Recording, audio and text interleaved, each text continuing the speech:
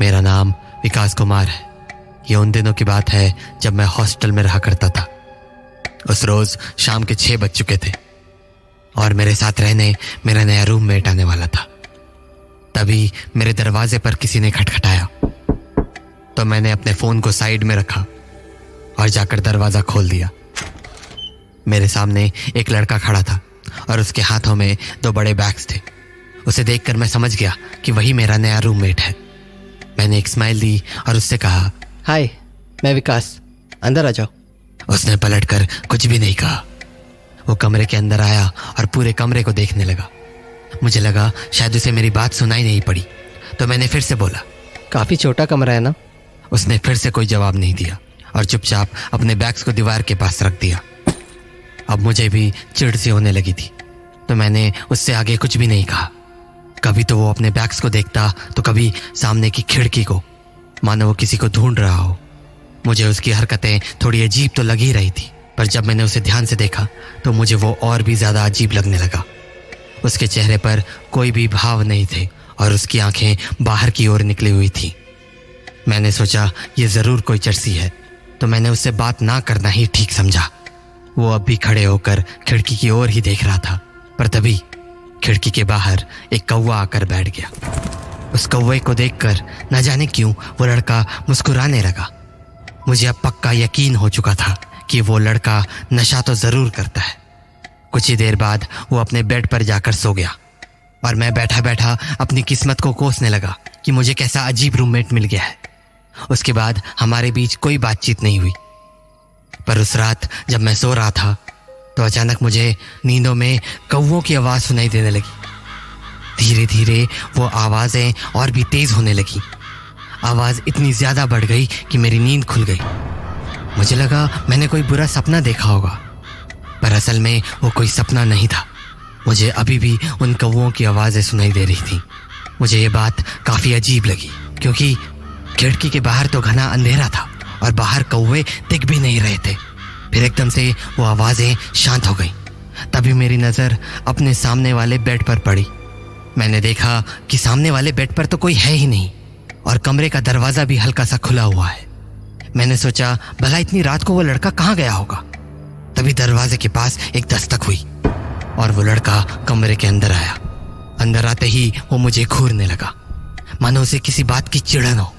मैंने उससे कुछ नहीं कहा और अपने बिस्तर पर दूसरी ओर करवट लेकर सो गया।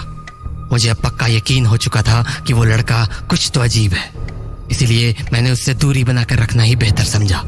अगली सुबह जब मेरी नींद खुली तो मैंने फिर से कौवों की आवाज़ें सुनी। पलट कर देखा तो वो लड़का रूम के बीचों बीच खड़ा होकर खिड़की की ओर देख रहा था और खिड़की के बाहर ढेर सारे कौवे बैठे हुए थे। मुझे ये बात बहुत ही अजीब लगी, क्योंकि ऐसा पहले कभी नहीं हुआ था। मैंने उस लड़के की ओर दोबारा देखा। वो फिर से अपने बैग्स को घूरे जा रहा था। मैं उसे देख ही रहा था कि उसने अपनी नजरें घुमाकर मेरी ओर कर ली और एक टक मुझे घूरने लगा। उसकी इन हरकतों के कारण मुझे अब थोड़ा डर लगने लगा था, पर मैंने उस पर ध्यान न देना ही बेहतर समझा। कुछ ही देर में मैं कॉलेज के लिए निकल गया और जब शाम को लौटा तो देखा कि वो लड़का अपने बिस्तर पर बैठा लैपटॉप चला रहा है। पर जैसे ही मैं कमरे में घुसा वो मेरी तरफ देखने लगा और फिर मुस्कुरा दिया। मुझे ये बात अजीब तो लगी, पर फिर मैं भी उसे देखकर मुस्कुरा दिया। मैंने सोचा क्या पता आज उसका मूड अच्छा हो, तो मैंने उससे पूछा, तुम्हारा नाम क्या है? उसने जवाब नहीं दिया तो मुझे लगा वो फिर से मेरी बातों को अनसुना कर रहा है, पर तभी वो बोला, विवेक, मेरा नाम विवेक है। ओह अच्छा, तुम कौन से कॉलेज में हो? अब की बार उसने कोई जवाब नहीं दिया। वो बस मुझे एक टक घूरता रहा, तो मैंने भी आगे कुछ नहीं पूछा और अपने बेड पर जाकर लेट गया। उस रात हमारे बीच और कोई बात नहीं हुई। मैं कॉलेज का काम करते करते सो गया, पर देर रात जब मेरी नींद खुली तो सामने का नज़ारा देखकर मेरी रूह कांप गई। वो लड़का अपने बेड पर बैठा मुझे ही घूर रहा था। मेरा दिल बहुत तेज़ी से धड़कने लगा।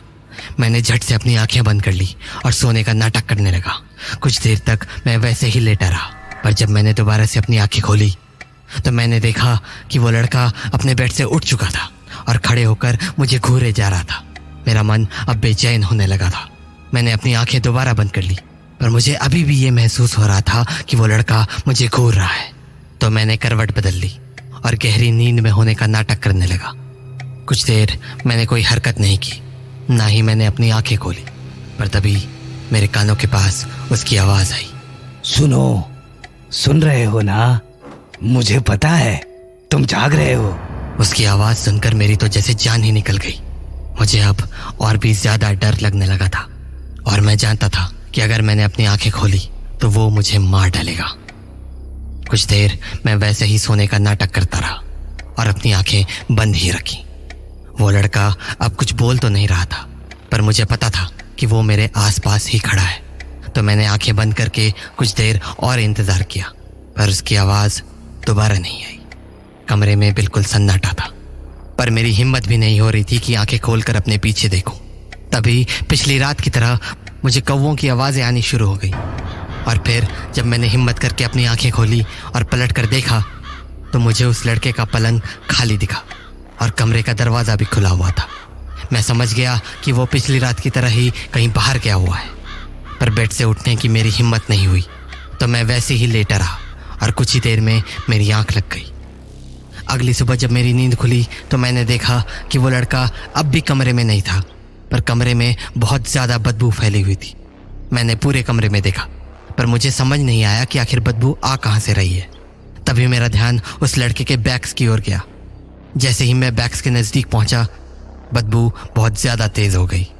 मुझे लगा कि हो ना हो बदबू उसके बैग से ही आ रही है, तो मैंने उसके बैग्स को खोलकर देखने का सोचा। हालांकि मुझे इस बात का डर भी था कि कहीं वो लड़का कमरे में ना आ जाए, पर फिर भी डरते हुए मैंने उसका बैग खोल दिया। उस बैग में जो मैंने देखा उसे देखकर मेरे होश उड़ गए। अंदर 2 लंबी हड्डियां, एक खोपड़ी, शराब की बोतल और एक मरा हुआ कौवा रखा था। बदबू उसी कौवे से आ रही थी। मुझे अब सारी बातें साफ हो चुकी थी। दरअसल वो लड़का नशेड़ी नहीं था, वो काला जादू करता था। मैंने जल्दी से उसके बैग को बंद किया और अपने बेड पर जाकर बैठ गया। तभी वो लड़का कमरे में आया और सीधा खिड़की के पास जाकर खड़ा हो गया। तो मुझे थोड़ी राहत मिली, ये सोचकर कि उसे कुछ भी पता नहीं चला। वो काफ़ी देर तक खिड़की के पास ही खड़ा रहा। तब तक मैं कॉलेज के लिए तैयार हो गया, पर जैसे ही मैं दरवाजे के बाहर जाने लगा उसने कहा, अगर तुमने किसी को कुछ भी बताया तो तुम्हारे लिए अच्छा नहीं होगा। ये सुनते ही मेरी हालत खराब हो गई। मैं बिना कुछ कहे वहां से निकल गया। उसकी कही बात पूरे दिन मेरे दिमाग में चलती रही और फिर उस रात जब मैं अपने बिस्तर पर लेटा तो मैं पूरे वक्त यही सोच रहा था कि कहीं वो लड़का आज रात मुझ पर हमला न कर दे। धीरे धीरे रात गहराने लगी और मेरा डर बढ़ने लगा। तभी वो उठकर बैठ गया और कुछ देर तक मुझे देखता रहा। मेरी धड़कनें इतनी तेज हो चुकी थी कि मेरा बेड कांप रहा था। कुछ देर मुझे देखने के बाद शायद उसे भरोसा हो गया कि मैं सो चुका हूँ, तो वो अपना एक बैग लेकर कमरे के बाहर चला गया। वो वही बैग था जिसमें मैंने मरा हुआ कौवा देखा था। कुछ देर तक सब शांत रहा, पर फिर अचानक कौवों की वैसी ही आवाज़ सुनाई देने लगी। डर तो मुझे अब भी लग रहा था, पर फिर भी मैं ये जानना चाहता था कि वो लड़का आखिर हर रात जाता कहाँ है। जब मैंने गौर से कौवों की आवाज़ें सुनी तो ऐसा लगा जैसे वो आवाज़ें छत से आ रही हों। तो मैं अपने बिस्तर से उठा और कमरे के बाहर निकल गया। अमावस की रात होने के कारण बाहर कुछ भी ठीक से दिखाई नहीं दे रहा था। फिर भी कुछ ना कुछ करके मैं छत पर पहुंच गया, लेकिन मुझे वहाँ कोई नहीं दिखा। पर जब मैंने छत के पिछले हिस्से की ओर देखा तो मेरी जान निकल गई। छत पर लगभग सैकड़ों कौवे आकर बैठे हुए थे और उन कौवों के बीच वो लड़का बैठा हुआ था। उसके सामने एक हवन कुंड था और उसके सामने एक इंसानी खोपड़ी रखी हुई थी। मैं जल्द से जल्द वहाँ से भागना चाहता था, पर मैं वो नज़ारा देखकर हिल भी नहीं पा रहा था। तभी उसकी नज़र मुझ पर पड़ी।